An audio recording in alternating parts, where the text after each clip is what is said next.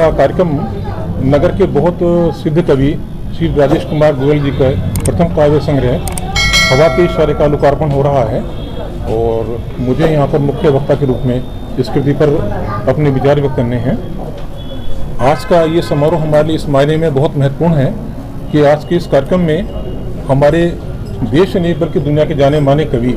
मंच के स्थापित रचनाकार राजन जी उसकी अध्यक्षता कर रहे हैं। मैं ये समझता हूँ कि जिस मंच पर कवि राजन जैसे मूर्धन्य साहित्यकार मौजूद हों तो मेरा मानना यह है कि वो मंच स्वयं धन्य हो जाता है। आज हमारे इस संग्रह में हवा के इशारे पर बहुत महत्वपूर्ण वक्तव्य यहाँ पर प्रस्तुत किए जाएंगे और मैं ये बताना चाहूँगा कि ये कवि का पहला संग्रह यहाँ पर प्रकाशन और लोकार्पण हो रहा है और मेरा मानना है कि किसी रचनाकार का पहला संग्रह बिल्कुल इसी प्रकार से जैसे किसी प्रकार से बच्चे का घर में जन्म होता है और जन्म में बड़ा आह्लाद दूना हो जाता है। जन्म होना ही सौभाग्य की बात है, लेकिन अगर पहले बच्चे का परिवार में जन्म होता तो सौभाग्य की बात होती है।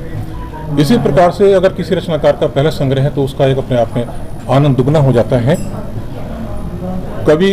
गोयल जी ने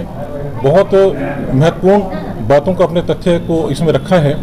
खास बात यह है कि इस संग्रह में उन्होंने विचार को और विषयों को भावों की बड़ी मार्मिक अभिव्यक्ति दी है।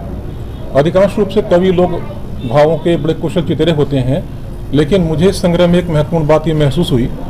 कि राजेश कुमार गोयल जी ने विचार तत्व को भावना के चाशनी में ऐसा पकाकर रखा है कि वो एक नए रूप में हमारे सामने आता है।